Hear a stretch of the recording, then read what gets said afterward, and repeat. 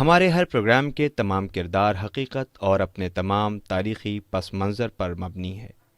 اس میں ہر طرح کے خیالی اور میتھیکل پہلوؤں سے پرہیز کیا گیا ہے، لیکن ویژول سچویشن کے اعتبار سے بعض جگہ پر اسکیچ ٹیکنیک سے کام لیا گیا ہے، جو تصوراتی ہوتے ہوئے بھی حقیقت سے بہت قریب ہے، اور سارے پروگرام کے تمام تاریخی دستاویز قرآن مجید اور احادیث کے ساتھ ساتھ مختلف کتابوں سے لیے گئے ہیں، جو سند کے طور پر ہمارے پاس موجود ہے۔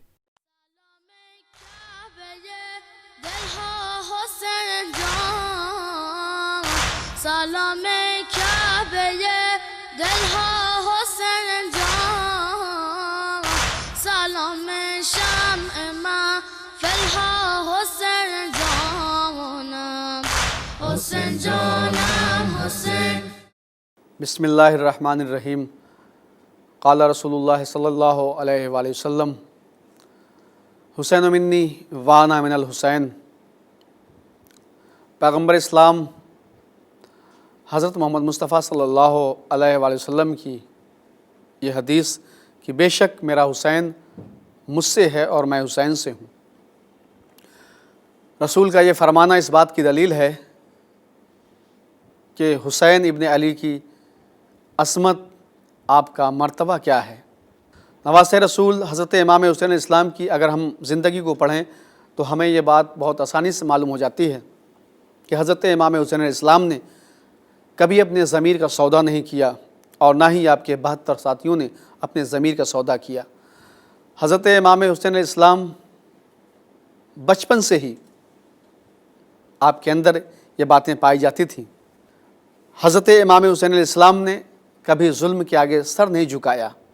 آپ دیکھیں کہ پیغمبر اسلام حضرت محمد مصطفیٰ صلی اللہ علیہ وآلہ وسلم اپنے جس نواسے کو اتنا زیادہ چاہتے تھے، اتنا پیار کرتے تھے، اس کی عظمت، اس کی شجاعت اور اس کا مرتبہ کیا ہے۔ حالت نماز میں حسین پشت پہ آ جاتے ہیں تو رسول سجدے کو طول دیتے ہیں۔ یہ ہے حسین کی عظمت۔ جہاں نماز جیسی اہم عبادت کو بھی حسین کے لیے روک دیا جاتا ہے، سجدے کو طول دے دیا جاتا ہے۔ کیوں؟ اس لیے کہ یہی وہ حسین ہیں کہ جو بنائے لا الہ ہیں۔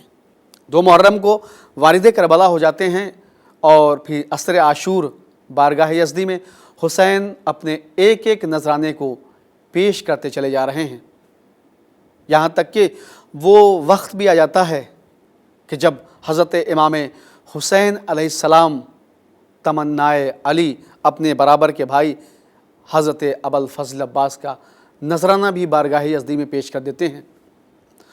جس طرح سے حضرت علی اکبر کے لیے یہ ہے کہ حضرت امام حسین علیہ السلام دعا کرتے تھے، پروردگار مجھے ایک ایسا بیٹا دے دے جو میرے نانا کے بالکل مشابہ ہو، شبیہ ہو۔ ویسے ہی حضرت علی علیہ السلام دعا کرتے تھے کہ پروردگار مجھے ایک ایسا بیٹا دے دے کہ جو میرے حسین پر کربلا میں کام آ سکے۔ تمنائے علی حضرت ابوالفضل عباس۔ جب کربلا کے میدان میں تاریخ بتاتی ہے کہ حضرت ابوالفضل عباس ایک مرتبہ حضرت امام حسین علیہ السلام کے پاس آئے، اور آنے کے بعد کہتے ہیں کہ آقا اب مجھے مقتل میں جانے کی اجازت دیجیے۔ تو اس وقت حضرت امام حسین علیہ السلام نے کہا، بھیا عباس تم تو لشکر کے علمبردار ہو۔ یہ کہنا تھا کہ حضرت ابوالفضل عباس نے ایک مرتبہ دائیں جانب دیکھا، پھر بائیں جانب دیکھا، کہا آقا وہ لشکر کہاں ہے جس کی میں علمداری کیا کرتا تھا؟ کہا اچھا عباس جانا چاہتے ہو تو پھر کوئی پانی کی سبیل کر دو۔ سرکار وفا حضرت ابوالفضل عباس نے جیسے ہی سنا، جناب سکینہ سے جملہ کہا، جناب سکینہ گئی اور اپنی مشق لائیں۔ حضرت ابوالفضل عباس کو جب مشق مل گئی تو ایک مرتبہ آئے، اور آنے کے بعد تاریخ کے یہ فقرے ہیں کہ آقا اب مجھے مقتل میں جانے کی اجازت دیجیے۔ حضرت امام حسین علیہ السلام سے جب رخصت ہو لیے تو ایک مرتبہ جناب زینب سلام اللہ علیہا نے جناب فضہ سے کہا، اما فضہ ذرا میرے بھائی عباس کو بلاؤ۔ جناب فضہ نے جیسے ہی سنا حضرت ابوالفضل عباس کو بلایا، جناب زینب نے جناب عباس کو خیمے میں بلایا، جناب عباس خیمے میں آئے، اور پھر اس کے بعد جناب فضہ سے کہا جناب زینب نے کہ اماں فضہ تمام بیویوں کو اس خیمے میں بلا لائیے۔ تمام بیویاں آ گئیں۔ جب خیمے میں آ گئیں تو حضرت زینب نے اس وقت کہا کہ بیویوں تمہیں معلوم ہے کہ میں نے تمہیں یہاں اس وقت کس لیے بلایا ہے؟ بیویوں نے کہا بیوی کس لیے بلایا ہے، بلانے کا سبب کیا ہے؟ کہا کہ بیویوں آج سے تمہاری رضا کا، تمہاری چادروں کا اللہ نگہبان ہے، خدا حافظ ہے۔ جس کے بھروسے تمہاری چادر کا وعدہ کیا تھا، تمہارے پردے کا وعدہ کیا تھا، آج سے وہ پردے کا محافظ جا رہا ہے۔ تاریخ بتاتی ہے کہ سرکار وفا حضرت ابوالفضل عباس رخصت ہوتے ہیں، رخصت ہونے کے بعد چلنے لگتے ہیں۔ سرکار وفا تمنائے علی کربلا میں تمام مخدرات عصمت کی ڈھال، تمام مخدرات عصمت کے سہارے عباس اب مقتل میں جا رہے ہیں۔ تمنائے علی عباس مقتل میں جا رہے ہیں، یہاں تک کہ عباس کو جیسے ہی فوج اشقیاء نے آتا ہوا دیکھا فوراً فراز سے ہٹ گئے، فراز سے ہٹ گئے۔ اب تاریخ بتاتی ہے کہ حضرت سرکار وفا حضرت ابوالفضل عباس نے فراز سے پانی بھرا مشک میں، وہ مشک جو کئی دنوں سے سوکھی تھی، پانی بھرا، اور آپ نے رہوار سے کہا، اپنے گھوڑے سے کہا آپ وفاداری دیکھیں کربلا میں، انسان جو کہ نبی کے نواسے حسین کے خون کا پیاسا تھا، دشمن تھا، لیکن جانور بھی آپ کو سمجھتے تھے، جانتے تھے۔ جانور نے اتنی وفاداری دکھائی کہ جب سرکار وفا حضرت ابوالفضل عباس نے گھوڑے سے کہا کہ اے میرے رہوار تو بھی تو کئی دن کا پیاسا ہے، پانی پی لے، تو اسی اثنا میں رہوار نے اپنا رخ پانی کی طرف سے ہٹا لیا، اس لیے کہ وہ جانور بتانا چاہتا تھا کہ یہ کیسے ممکن ہے کہ حسین کے بچے خیام میں بھوکے اور پیاسے ہوں اور میں پانی پی لوں۔ یہ جانوروں کی وفاداری تھی، لیکن نہ جانے کیسے وہ درندہ صفت، بھیڑیا صفت انسان تھے کہ جنہیں حسین کی پیاس پہ رحم نہیں آ رہا تھا، حسین کے ششماہے کی پیاس پہ رحم نہیں آ رہا تھا۔ چھوٹے چھوٹے بچے جو تڑپ رہے تھے اور کہہ رہے تھے ہائے پانی، ہائے پانی، لیکن ان ظالموں کو رحم نہ آیا۔ مشک بھری، اور مشک بھرنے کے بعد جیسے ہی سرکار وفا حضرت ابوالفضل عباس واپس خیام کی جانب آ رہے تھے کہ وہ فوج جو بھاگ گئی تھی واپس پھر پلٹ آتی ہے اور کوئی تیر سے، کوئی تلوار سے وار کرتا ہے، لیکن حضرت ابوالفضل عباس اپنے گھوڑے سے کہتے ہیں اے میرے رہوار بس آخری زحمت ہے، بس یہ اتنا کرم کر دے کہ یہ پانی خیام حسینی تک پہنچ جائے، اس لیے کہ حسین کے بچے خیموں میں پیاسے ہیں۔ گھوڑے کو مہمیز کر رہے تھے کہ اسی اثنا میں ظالم نے ایک ایسا وار کیا کہ عباس کا دایاں بازو قلم ہو جاتا ہے۔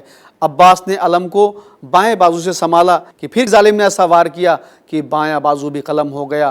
اب کیا ہوا، مشک سکینہ کو عباس نے اپنے دانتوں سے دبایا اور عباس کا دایاں بازو بایاں بازو دونوں قلم ہو چکا ہے، لیکن آپ نے پرواہ نہیں کی، بس یہی کہتے تھے اپنے رہوار سے اے میرے رہوار جلدی کر، بس یہ پانی خیام حسینی تک کسی طریقے سے پہنچ جائے۔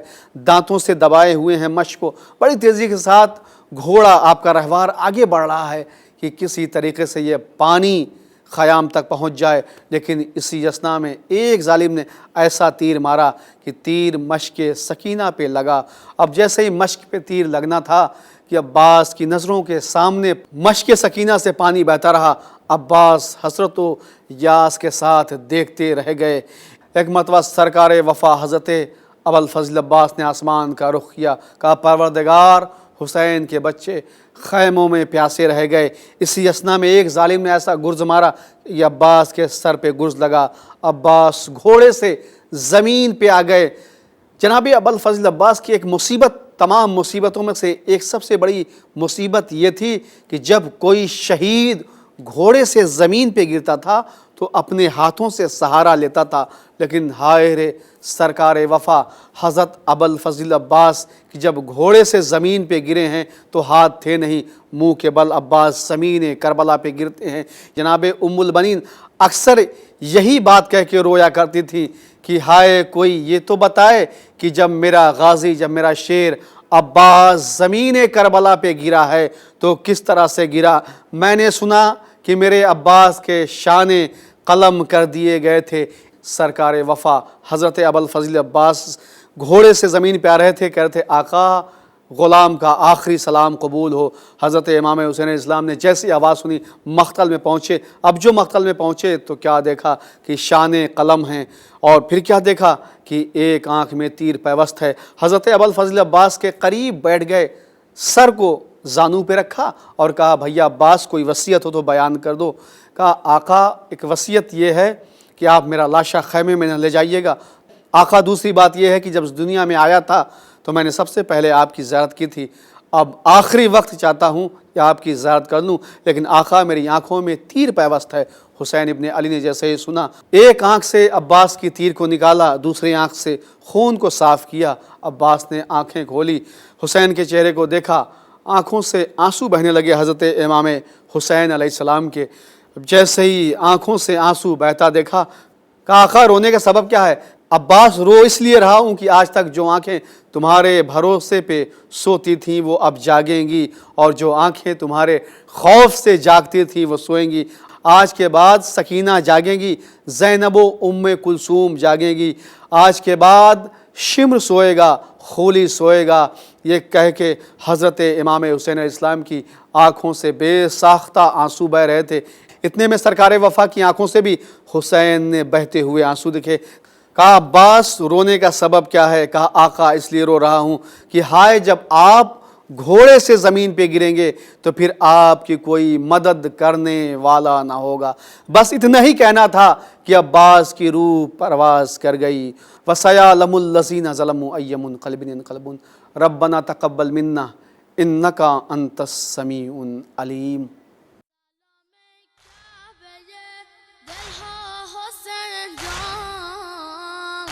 سلام کعبه دلها